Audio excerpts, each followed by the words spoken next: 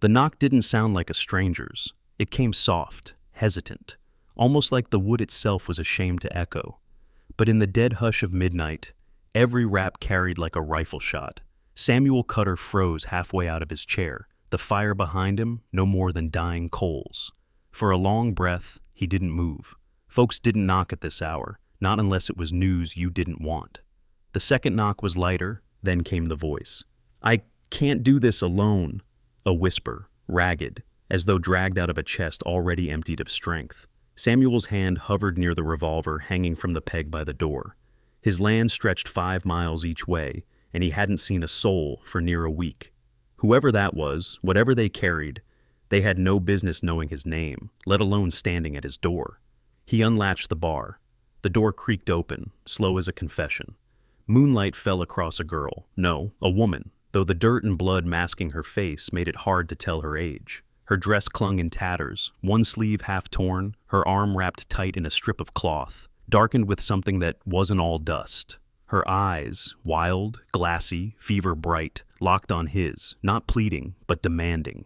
"You'll help me," she said, voice trembling. Samuel should have slammed the door right there.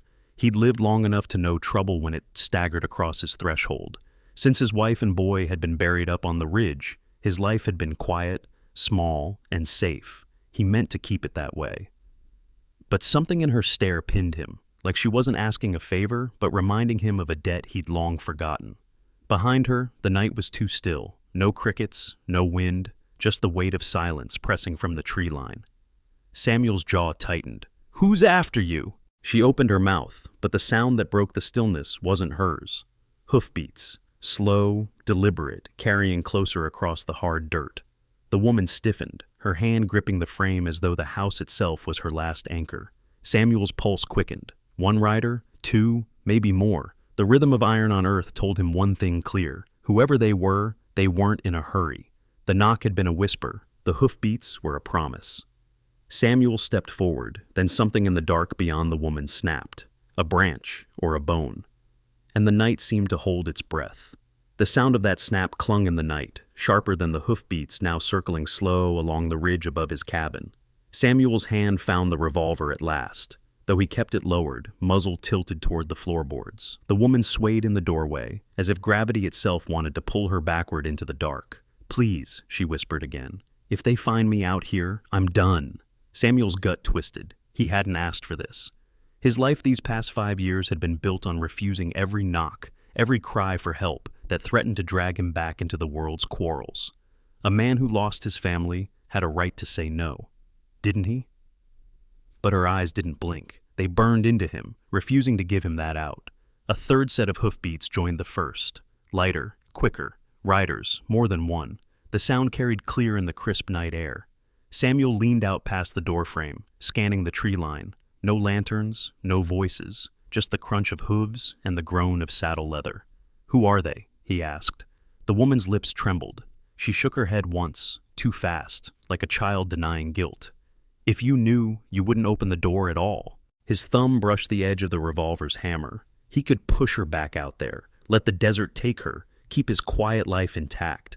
No one would ever know he'd turned away a stranger. And yet, something in the way she braced herself against the frame, teeth clenched, blood seeping through her makeshift bandage, made him feel like if he closed the door now, he'd be sealing himself into a coffin with it. A shadow swept across the yard. A rider, high in the saddle, watching the house without moving closer. Samuel's chest tightened. "Inside," he muttered, before he had time to weigh the words. He dragged her over the threshold, shut the door, and dropped the bar. The cabin plunged into silence, save for her labored breaths. The fire was near dead, but its glow painted the room in restless orange. Samuel stared at her, the question heavy on his tongue. He couldn't bring danger inside these walls without knowing why. "Tell me," he said low, "what you've done to have men hunting you at midnight." She sank onto the floorboards, her voice breaking. "I didn't do it alone," she said, "but they'll kill me like I did." Before he could answer, a hard knock rattled the door, louder than the first. And this time, it wasn't a whisper. The knock wasn't polite. It was the kind of knock that already knew the door would open, whether by hand or by force. 3 heavy raps, silence, then another, slower, a rhythm meant to sink beneath the skin. Samuel's revolver was in his hand now, finger brushing the trigger. The woman pressed herself back against the wall, every muscle taut, her bandaged arm shaking. "Cutter," a voice drawled from the other side. "Calm. Too calm. You always did keep to yourself. That's why I reckon you'll answer honest. You seen anyone out tonight?" Samuel's throat tightened. Whoever it was knew his name, knew the man inside wasn't some anonymous rancher, that alone. It twisted the air heavy. He glanced at the woman. Her eyes were wide, glass shimmering in the firelight. She mouthed one word: "No." The voice outside chuckled low. Boots shuffled in the dirt. Then another man spoke, sharper, impatient. "Quit drawing it out. If she's in there, we'll smell her soon enough." The woman clutched at her torn dress, trembling. Samuel's mind raced. If he stayed silent, they might force their way in. If he spoke, every word was a thread he couldn't take back. "I'm alone," he called, steady as stone. A pause, the kind that made the cabin walls feel thinner. Then the calm voice again. "Alone? Then you won't mind if we take a look around." The bar on the door felt like it weighed nothing at all. Samuel knew they'd test it, knew his choice wasn't between truth and lie. It was between violence now or violence later. The woman's hand brushed his arm. He startled at the touch. Her whisper came like a blade cutting through the dark. "If they come in, I'm dead. And maybe you too." Bootsteps crunched closer. A hand tested the latch. The bar held. Another hand joined it. Wood groaned. Samuel's breath slowed. His finger settled against the trigger. He'd vowed never again to stand in a doorway with blood waiting on the other side. He'd buried that man with his wife and child. But tonight, the past clawed him back. "Cutter," the calm voice warned, closer now, just beyond the door. "Don't make us break what can open easy." Outside, a horse snorted. Then, silence, the kind that carried weight, as though the riders leaned in, listening for his answer. Samuel raised the revolver, and from the back window, a sharp crash of glass shattered the night. The crash tore both their heads toward the back wall. Samuel spun, revolver leveled. The woman gasped, clutching her bandaged arm tighter. For 3 long seconds, nothing moved, just the faint drip of broken glass onto the floorboards. Then, a draft of cold air slipping in through the shattered pane. "They're trying to smoke us out," she whispered, eyes darting like a cornered animal. Samuel steadied his breathing.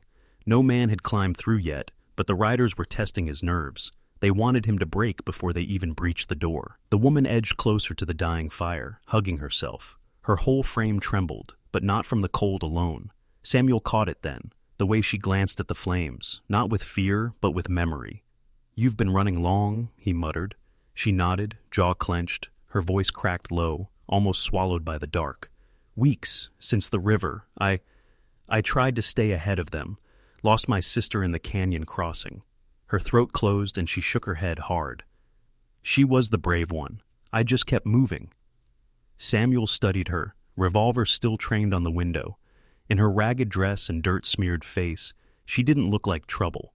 She looked like every soul he had once sworn to protect, back when protecting had cost him everything. His grip softened just enough for his hand to ache. "You carry something they want." Her good hand slipped beneath the strip of cloth binding her arm. She pulled free a small leather pouch, worn thin, edges blackened with smoke. She didn't open it, just held it out, trembling. "Proof," she whispered, "of what they did. They'll hunt it, and me, until it's gone." Samuel didn't take it, didn't ask. But in her eyes, wet, shining, desperate, he saw more than fear. He saw someone already half dead from carrying a weight too heavy alone. For the first time in years, words escaped him before thought. "You're safe here." The woman blinked, stunned, then lowered her head. Her shoulders shook, whether from tears or exhaustion, Samuel couldn't tell. She placed the pouch gently on the hearth, as though setting down a child, then slumped against the wall. Outside, the hoofbeats circled again, slower now, patient as wolves. Samuel crouched beside her, revolver ready. The firelight flickered across her face.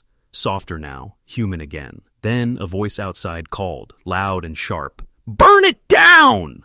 The words landed heavier than gunfire. "Burn it down!" Samuel's gut clenched. The riders weren't bluffing. The scrape of hooves shifted, spreading wide in a circle, boxing the cabin in. The woman's eyes widened. "If the fire catches, we'll never get out." Samuel's gaze drifted to the pouch on the hearth, the little thing that seemed to weigh more than the walls around them. Whatever proof she carried, it was enough to drive men to arson, to murder, enough to drag him back into the world he'd tried so hard to leave. He stood slowly, every joint tight with memory. He thought of Mary's hands baking bread, his boy laughing in the yard, both gone in a fever no bullet could stop. He'd built this cabin as a coffin for his grief, and now men outside meant to burn it with him inside. The woman gripped his sleeve, her whisper ragged. "We can't fight them all." "No," he said. His voice was flat, steady as a stone laid in the earth. "But we can choose how they remember this night." A hiss outside, someone striking a torch. The glow flared orange against the window pane. Another voice barked, "Light it!" Samuel stepped to the hearth, picked up the pouch, and pressed it back into the woman's palm. His eyes locked on hers. "This belongs to you, but it don't end with you. If I fall, you run. You find someone who will listen." Her lips trembled. "Why help me?" His jaw worked once before the words came. "Because once I prayed someone would open a door for me. Nobody did." The first torch hit the wall outside, flame-licking dry timber. Heat surged through the boards. Samuel unbarred the door in one motion, revolver raised, and stepped into the night. The riders froze at the sight of him. One torch lifted, others still mounted, eyes gleaming beneath wide brims. For a heartbeat, neither side moved. Then Samuel fired. The crack split the air, shattering silence, scattering horses into panic. The torchbearer fell, flames leaping as he dropped.